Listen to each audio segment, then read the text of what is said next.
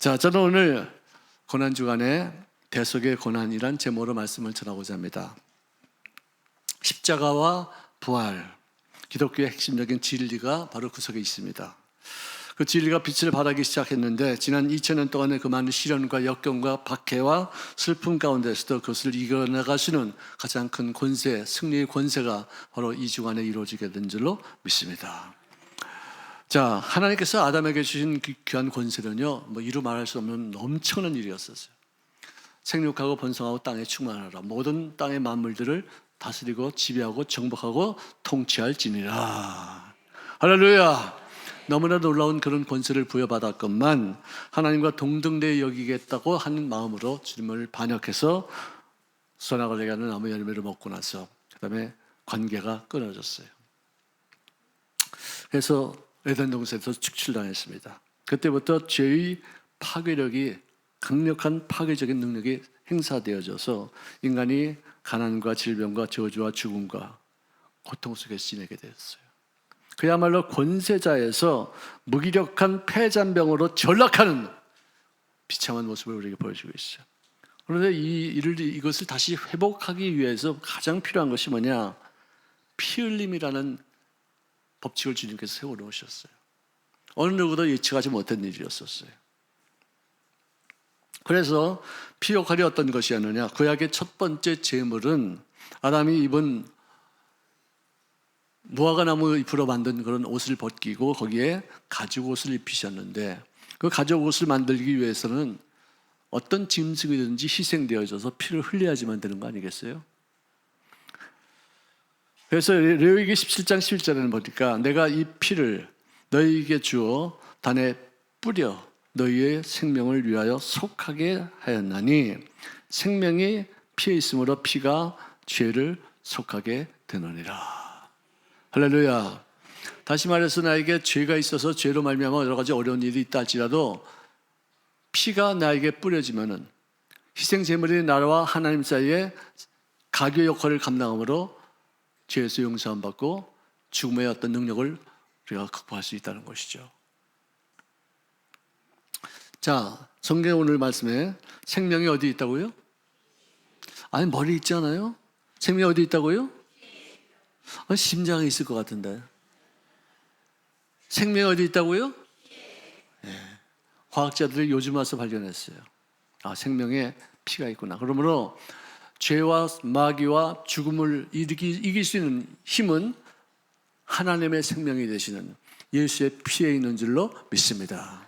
구약 4,000년 동안은 짐승을 잡아서 그 짐승의 피가 예수님의 피를 대신해서 그냥 형식적으로 이렇게 죄를 용서함 받고 이길 수 있었지만 예수님이 직접 이 땅에 오셔서 인간의 모습으로 십자가에서 내가 받을 심판을 대신 받으면서 흘리신 피가 하나님의 피요, 하나님의 피는 죽지 않는 피요, 하나님의 피는 영생하는 피인 줄로 믿습니다. 죽음을 삼키는 마지막 보루가 바로 그 피에 있어요.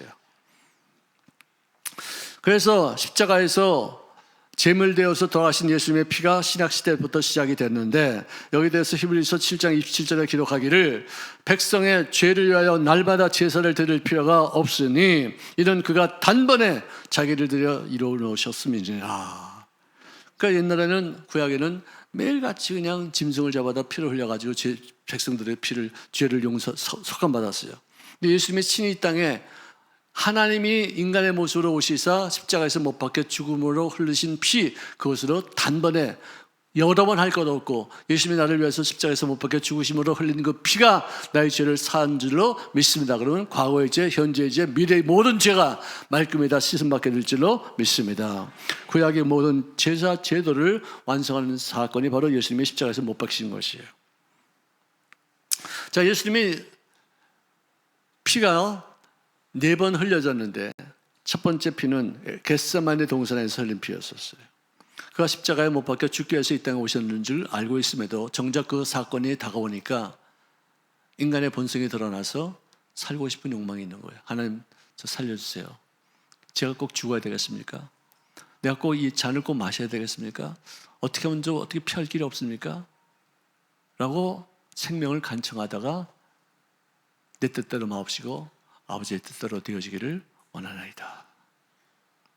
그러니까 본능과 하나님의 뜻에 대한 순종, 이 사이에서 계속 갈등하는 거예요. 얼마나 고통스러웠으면, 얼마나 괴로웠으면, 얼마나 곰심찬 그런 괴로움이 있었으면은 이 얼굴에 피하 지방에 있는 그 모세혈관이 터져가지고 피가 땀같이 흐르더라고 기록합니다. 인간의 불순종을 그가 대속하기 위해서 순종의 길을 걷는 것이 그렇게 고통스러운데 그 가장 큰 고통은 뭐냐? 그는 하나님과 더불어 단 한 번도 1초도 1cm도 떨어진 적이 없었어요. 항상 함께 있었는데 온 인류의 죄를 걸머지기 위해서 그가 죄인이 되고 죄덩어리가 되어서 하나님 앞에 심판받는 그 꼬라지는 그 꼴릴만큼은 너무나도 처참하고 너무나도 더럽고 너무나도 냄새가 나서 하나님도 외면한 거예요. 어찌하여 나를 버리시나이까? 어찌하여 나와 함께하지 않으십니까? 몸부림쳤지만 그 고통, 버림받은 고통, 괴롭힘받은 고통, 거역해서 버림받은 존재가 그를 대속하기 위해서 순종함으로 구원받게 하는 대속의 피를 바로 겟세마네 동산에서 흘리셨다는 것이에요. 두 번째 피는 가시 면류관에 찔려서 흘려진 피였었어요. 가시는 저주를 상징합니다. 왜냐하면 창세기 3장 18절에 인간이 하나님 앞에 죄를 지고서 쫓겨나가면서 하나님이 주신 말씀은 뭐냐? 땅이 너에게 가시덤불과 엉겅퀴를 낼 것이니라. 저주가 너에게 말 것이다. 너를 계속 찌를 것이다. 너에게 고통을 줄 것이다. 사고가 끊임없이 일어날 것이며 너는 빚을 갚기까지 끊임없이 갚아야 되고 갚으면 또 생기고 또 생기고 이런 것이 이어질 것이다. 병에서 노염받지 못해. 중독성이 있어. 어떤 중독에 걸려 있어. 마약 중독이든지 뭐 도박 중독인지 술 중독인지 아니면 거기 끊어지지 못해. 자녀가 방종해. 이것이 어떤 집안은 가계의 저주로 이렇게 흐르고 있어요. 어떤 집안은 점치는 저주가 흐르고, 어떤 집안은 술의 저주가 있고, 어떤 집안은 음란의 저주가 있고, 어떤 집안은 가난하게 사는 저주가 있어요. 아무리 몸부림쳐도 여기서 헤어날 수가 없어요. 군인들이 가시나무로 관을 엮어 예수님의 머리에 콱 씌웠을 때 머리며 이마며 얼굴이며 그냥 가시에 찔려서 피가 쫙 나는 그 피로 말미암아 저주를 속량하게 되어지게 될 줄로 믿습니다. 나무에 달린 자마다 저주를 받는다라고 성경이 기록하고 있는데 예수님께서 십자가에 못 박혀 죽으심으로 저주를 받은 바 되어서 인간들에게는 어떤 혜택이 왔느냐? 갈라디아서 3장 14절에 보니까 그리스도 예수 안에서 아브라함의 복이 이방인들에게 미치게 하고 믿음으로 말미암아 성령의 약속을 받게 하려 함이니라. 이제는 아브라함의 복이 이제는 계승이 되는 거예요. 아브라함의 복이 우리 집안의 전례가 되는 것이에요. 내가 복받고 그 다음에 복받고 그 다음에 더 좋은 복을 받고 자손 대대로 복의 능력이 계승되는 귀한 역사가 성령의 약속을 통해서 이루어지는 주님의 은총으로 말미암아 이루어지게 될 줄로 믿습니다. 세 번째 주님의 흘리신 피는 그 채찍에 맞음으로 쓰러지네 또 넘어지네 또 끌려가네 채찍에 맞음으로 온몸에 그냥 39대의 채찍을 맞는 거예요. 우리 인간이 우리 마음의 병을 갖게 되는 이유는 뭐냐? 자기 정체성이 없기 때문이에요. 나는 아마에로부터 시작된 생명을 통해서 점점 진화되어서 원숭이보다 더 똑똑한 사람으로 발전된 존재다. 인간은 짐승과 같이 살다가 죽으면 그것으로 끝이지 무슨 천국이 있느냐, 무슨 심판이 있느냐, 없다. 혼의 죽음은 그야말로 연기같이 사라지는 것이지 그런 다음 세계는 없다. 이런 것으로 자기의 정체성을 삼으니까 죄를 지어도 그 죄를 용서함 받을 길이 없는 거예요. 죄를 지면 그 죄가 나에게 끊임없이 악순환되어지고 끊임없이 어떤 쓴물을 통한 바 되어서 어려운 일이 생기면 거봐 내가 죄값을 내가 받는 거야. 어려운 일이 생겼으면 내가 누구한테 이렇게 했기 때문에 이것에 대한 어떤 봉을 받는 거야. 심은 대로 거두는 것이야. 벗어나지 못해요. 계속 고통받아요. 계속 과거의 죄를 용서하지 못해서 받는 그런 질병이 수치심과 두려움과 열등감과 원한과 복수심과 욕망과 질투, 분노, 교만 이런 것으로 나타나는 것이에요. 나에게는 사람들과 다른 재질이 있어요. 내가 누구하고 똑같지 않아요. 다 특성이 있어요. 개성이 있어요. 그러면 내 재질을 내가 보고서 나의 어떤 한계가 있고 내가 어떤 일에 좀 능하냐 그것을 생각할 수 있는데 다른 사람의 성공만 보고서 거기에 질투하고 시기하고 분내고 원수가 붙기려고 마음먹는 그런 병든 마음이에요. 정체성 확립이 되어 있지 못해서 그래요. 이런 병든 인간들에게 주님께서 약속하신 주님의 약속의 말씀은 이사야서 52장 5절에 기록되는데요. 그가 채찍에 맞음으로 너희가 나음을 입었도다. 할렐루야. 왜 그분이 채찍에 맞음으로 우리가 나은지 난 몰라요. 그런데 그분의 채찍에 맞은 것을 내가 믿으면 나에게 병원 고침의 역사가 나타나는 것을 나는 알고 있어요. 아멘. 지금도 2000년이 지난 지금도 예수님은 어제나 오늘이나 영원토록 동일하시기 때문에 그때 당시에 병을 고치신 그분이 지금도 동일한 병을 고치시고 또 우리가 알지 못하는 병까지도 치료하실 줄로 믿습니다. 내가 지난 주간에 어떤 교회에서 단합 예배를 드렸어요. 끝나고 나서 점심 먹고 나서 차 한잔 마시는데 권사님이 내 앞에 앉으셨다가 하신 말씀이 목사님 저희 위해서 기도하신 거 아시죠? 내가 가물가물합니다. 기도한 것 같은데요. 내가 그랬더니 목사님에게 오른쪽 내가 무릎을 위해서 기도한 거 있었잖아요. 그때 무릎을 꿇고서 기도해서 아니 무릎 꿇지 말고 그냥 기도하시다니까 목사님이 말씀하시기를 나는 저 권사님 앞에서 무릎 꿇는 게 아니라 예수님 앞에서 내가 무릎 꿇고서 내가 기도하는 거라고 그래서 내가 기도 받았잖아요. 근데 목사님은 원래는 의사님이요. 의사가 하는 말이 이 오른쪽 무릎이 잘못돼서 수술을 당장 받아야지만 된다고 그랬대요. 왼쪽은 아직 좀 덜 아프니까 안 받아도 된다고. 그랬는데 이쪽에 놓고서 목사님이 기도해 주고 나서는 갑자기 여기가 가뿐해지더니 완전히 고침받아서 저는 치료가 됐는데 근데 의사가 왼쪽 무릎은 고쳐야 이제 수술 받아야지만 되겠다고 그러더래요. 왜 목사님은 양쪽을 다 놓고서 기도하지 왜 한쪽만 기도해가지고 한쪽은 낫고 한쪽은 또 수술받게 만들었다고 그래서 내가 아유 죄송합니다. 이제 앞으로는 좀 양쪽을 다 놓고서 기도하겠습니다. 정말 내가 봐도 좀 신기해요. 너무 신기하고요. 너무 놀라운 일이에요. 여러분 믿는 자에게 떨어지는 표적이 바로 믿는 자에게 병 고친 교침을 위해서 손 얹어 기도할 때 나타나는 역사가 임하게 될 줄로 믿습니다. 참 놀라운 일이에요. 정말 저도 이렇게 이건 내가 한 것이 아니라는 생각이 들었죠.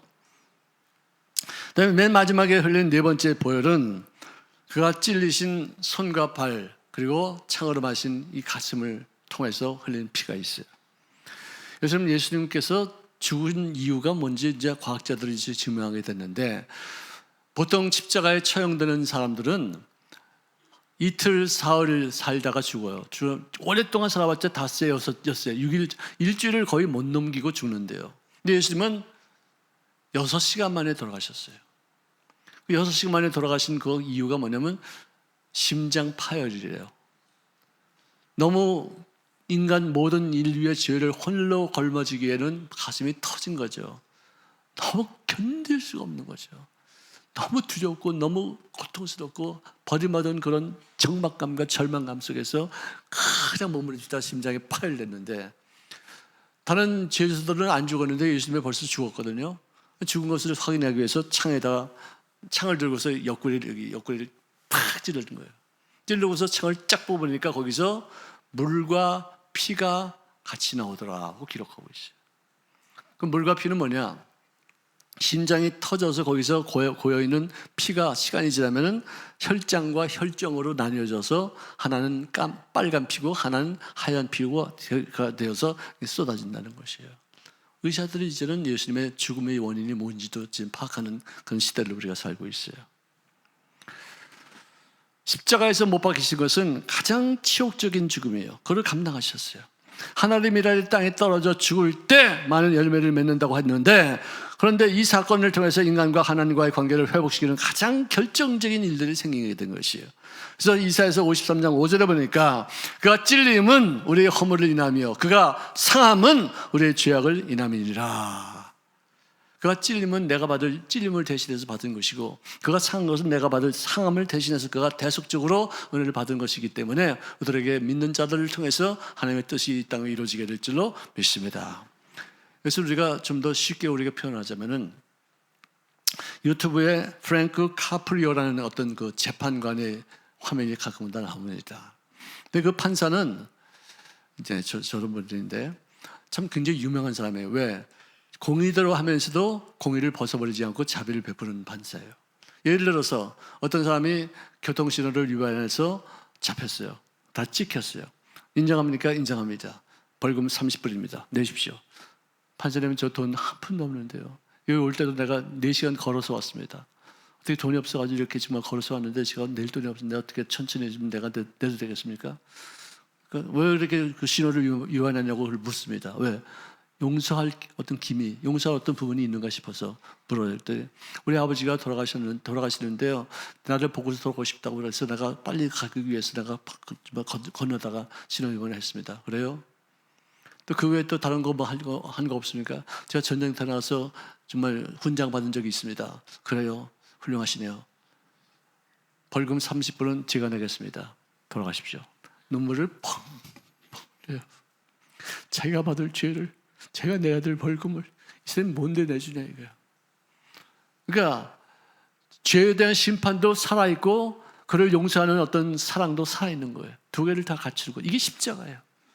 예수님이 나를 대신해서 심판받으시사 십자가에서 죽으시고 그를 믿는 존재들에게 심판을 갖다 주지 않냐고 사랑을 베푸시는 것.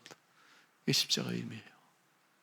그가 찔림은 우리의 허물을 인하며 그가 상함은 우리의 죄악을 용서함 받기 위한 것인 줄로 믿습니다. 요즘 넷플릭스에서 인기 순위 굉장히 상위권에 있는 드라마 중에서 폭삭 소가수다라는 그런 프로그램이 있어요. 혹시 안 보신 분 손 들어봐요. 이 영화 보신 분 손 들어봐요. 그럼 뭐예요 이거 진짜. 안 보신 분 손 들어보세요. 안 보신 분이 훨씬 더 많으네요. 저도 안 봤어요. 근데 거기서 나오는 유명한 명대사가 떠서 내가 화면 몇 가지를 본 적이 있어요. 뭐라고 나왔냐면은 부모는 자식에 대한 미안함 때문에 사무침이 있고 자식은 부모에 대한 서운함이 있기 때문에 사무침이 있다는 거예요. 무슨 말인지 아시겠어요? 저는 이것을 자식을 향한 부모의 깊은 애정과 유사한 하나님의 사랑을 한번 대비해서 한번 생각해 보았어요. 하나님은요, 우리의 의사를 묻지 않고서 우리를 만드셨어요. 우리에게 의사를 묻지 않고 우리에게 자유의지라는 놀라운 은혜를 베풀어 주셨어요. 자유의지는 뭐냐? 내가 죄를 내 임의대로 지을 수도 있고 내 임의대로 생각해서 보면 안 되겠다 싶으면 안 지을 수도 있다는 것이에요. 하나님이 나를 죄 짓지 못하게 만들었으면 나는 로봇과 불과한 거예요. 로봇에 그냥 시킨 대로 하지 자율성이 없었는데 그거를 하나님이 주셨어요. 근데 그것을 사용해서 우리 인간이 하나님께 죄를 짓고 그 죄의 결과로 고통받는 모습을 주님 보시면서 아프지 않아요. 쟤는 어떻게 해서 나한테 지음받아서 그런 자율지를 올바르게 사용하지 못해서 이렇게 고통받는가. 심판이지만 그래도 주님의 마음은 긍휼하심이 있는 거예요. 여러분들 자식은 자기가 겪는 여러 가지 고난과 슬픔과 고뇌가 부모님이 자기를 돌보지 않았기 때문에 부모님이 나를 자라면서 관심이 없었기 때문이라고 이렇게 생각할 수도 있어요.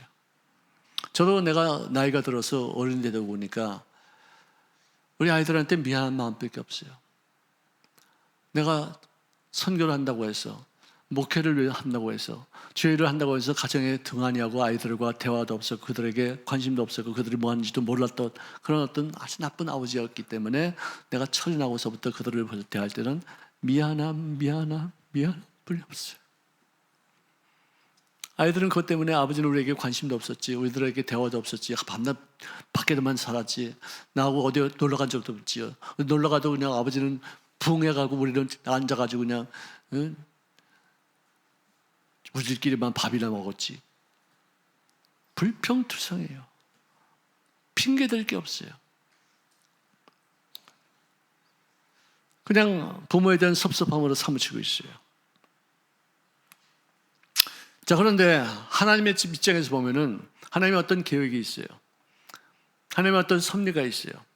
예를 들어서 요셉을 10년 동안 종살이하게 하고 3년 동안 옥살이하게 할 때는 요셉은 하나님 앞에 기도했을 때인데도 문제를 해결하지 않았어요. 계속해서 10년 동안 그 많은 어려운 고비고 어려운 일들마다 주님이 알고 있었을 때도 침묵하시고 본처도 안 하시고 그냥 응답도 없으셨어요. 불가피하게 좀 기다린 적도 있었을 거예요. 왜? 그분 계획이 있기 때문에.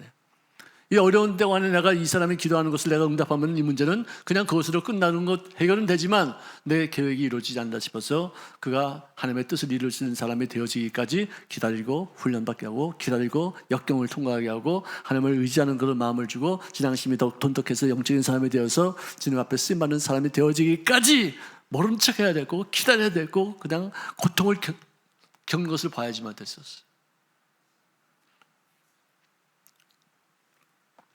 그렇지만 주님은 사람들과 달리 죄인을 품으시게 하기 위해서 자기가 스스로가 이 땅에 십자가를 지으러 오신 예수님으로 나타나신 것이었어요. 인간이 겪는 영적인 고통과 육체적인 괴로움에 대한 신적인 동참이 십자가의 사건이에요. 부모들은 미안한 것으로 끝납니다. 더 이상 할 수 있는 것이 없습니다. 그러나 예수님은 그를 구원하기 위해서 당신 스스로가 적극적으로 인간의 모습으로 개입하신 일들이 있기 때문에 부모의 사랑도 크지만 하나님의 사랑은 비교가 안 되는 더 성숙한 사랑이다. 이것을 신학적으로 여러분들 잘 이해가 안 되면요, 감성적으로도 느껴서 이해가 되셔서 은혜 받으시기를 주의 이름으로 축원합니다. 예수님이 나를 대신해서 내가 받을 심판을 받으셨다. 신학적으로는 잘 몰라요. 그 구약의 어떤 일들, 신약의 어떤 일들, 이게 연결되는 것, 이거 잘 몰라도 돼. 어쨌든 나 때문에 내가 고난받을 것을 그분이 대신해서 고난받으시고, 내가 너를 위해서 고난받는 것을 네가 믿기만 해라, 인정만 하면 너는 고난받을 필요가 없이 심판 안 받고 징계 안 받을 것이리라. 할렐루야. 그래서 에베소서 2장 8절에 보니까 너희는 그의 은혜로 인하여 믿음으로 말미암아 구원을 받았으리 라고 말씀하고 있어요. 우리 예수 믿고 나면은요, 인간관계가 좋아집니다. 저도 인간관계가 별로 안 좋았어요. 저는 열등감이 있었고, 저는 부족한 점 때문에 남들에게 자기가 인정받지 못한다는 생각이 있었어요. 외로웠어요. 친구가 이렇게 많지 않았었어요. 예수 믿고 나니까 좀 부드럽고 당당한 어떤 그런 자존감이 생기는 거예요. 여러분, 어떤 사람이 지차의 부자의 죄가 돼서 좀 쩔뚝거리면서 걷는다고 합시다. 옛날 같으면은 열등감이 있고 수치심이 있고 또 하나님 앞에 원망하는 마음이 있을 것이에요. 근데 예수 믿고 나면은 모든 것이 하나님의 허락 없이는 이루어지는 것이 없다. 나를 이렇게 불구자로 만든 것도 하나님의 섭리가 있고 계획이 있는 것뿐이지, 내가 지금 이렇게 지체부자가 된 것은 남과 조금 다른 것뿐이지 내가 이것 때문에 좌절감 가질 것도 없고 누구를 원망할 것도 없고, 내가 나에게 주는 것을 잘 활용해서 하나님의 뜻을 이루어 나가는 그런 삶을 살면 되는 거야. 할렐루야. 건강한 마음이 들어. 건강한 마음이 드는 것이에요. 절대로 자격지심 갖지 않습니다. 절대 긍정의 마음을 갖습니다. 내가 재물에 부족함이 있다 할지라도 이 재물 부족한 것 때문에 좌절하고 실망하지 않습니다. 왜?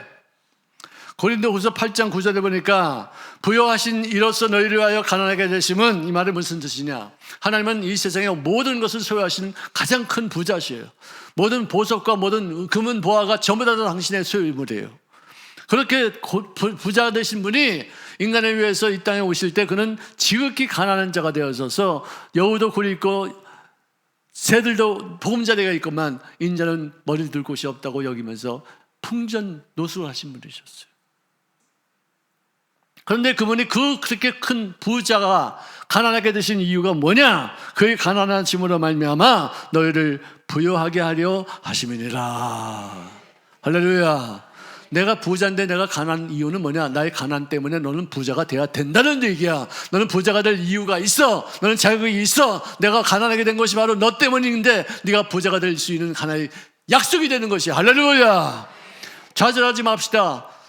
주저앉지 맙시다. 낙심하지 맙시다. 하나님이 나를 부유하게 만들어 주실 줄로 믿습니다. 따라합시다. 나는 부자가 될 이유가 있다. 나는 가난하게 되지 않을 약속이 있다. 나는 부자다. 나는 잘 된다. 아멘. 그러고 사는 거예요. 어떤 사람은 자기는 가난해야 되는데, 우리 여동생도요, 저희 목사 부인이에요. 목사 부인은 가난하게 살아야 되는데 옷도 아주 추접하게 입어야 되는데 그러고 살고 있었어. 이 바보가 진짜. 내가 무슨 아주 멋있는 옷을 사줘도 이거 너무 야하대, 나한테 어울리지 않다, 나는 그냥 수수하게 살아야 돼. 성경은 어디 수수하게 살란 말이 어디냐? 너는 의식이 잘못됐어. 그러니까 네가 이렇게 가난하게 사는 거야. 네 남편 목사님이 그렇게 성직하고 성실하고 돈을 몰라도 너만큼은 돈 벌 수 있는 어떤 그런 능력을 좀 가져야 되고, 부자가 될 수 있는 어떤 자격심이 있다는 것을 깨닫고 좀 더 잘 살아야지. 아니, 내가 옷을 사주면 안 입어요. 이거 말고 이거 하겠다. 뭐 월남치마 같은 거야. 그냥 전부 다 그냥 후질그레하고 그냥 색깔도 그렇고 자꾸만 그러니까 판매원이 아가씨가 왜 그럴까? 옷을 이렇게 인상을 써서 내가 그랬어요. 이제 탈북한 지 얼마 안 돼가지고 이게 남의 실적을 잘 몰라서 그랬더니까 참, 그 판매원이 그걸 믿고 있다니까. 그래가지고 내가 옷을 갖다 많이 사줬어요.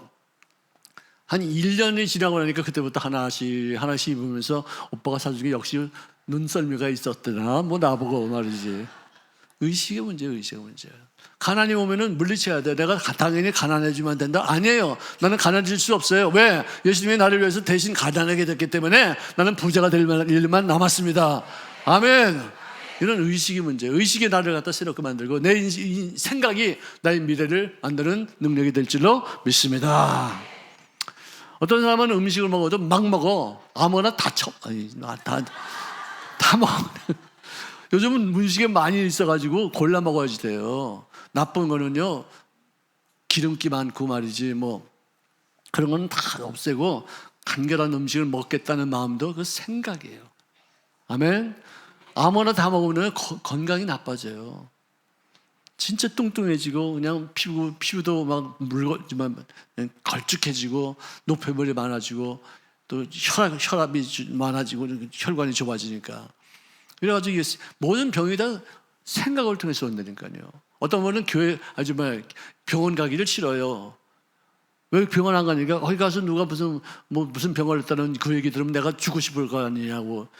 바보들이 이런 바보가 어디 있어요? 빨리 병원 가가지고 무슨 병인지 분명히 알고 나서 그 다음에 고칠 생각을 해야지. 그래 그거 갖고 죽겠다고 생각하고 자빠졌으니 이게 아이고 진짜. 병원 찾기를 두려워해서 병을 키우는 것도 잘못된 마음의 태도에서 비롯된 것이에요.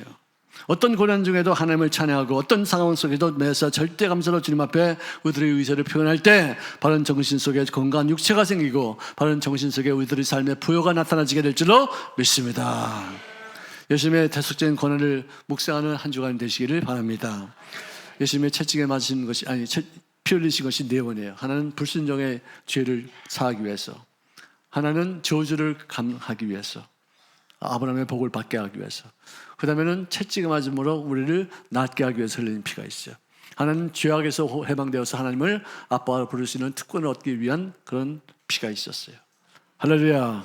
묵상하시고 하나님의 사랑에 보답하는 뜻으로 하나님의 은혜에 우리가 갚는 어떤 마음 자세로 감사와 사랑으로 실천하는 삶이 되시기를 주의 이름으로 축원합니다.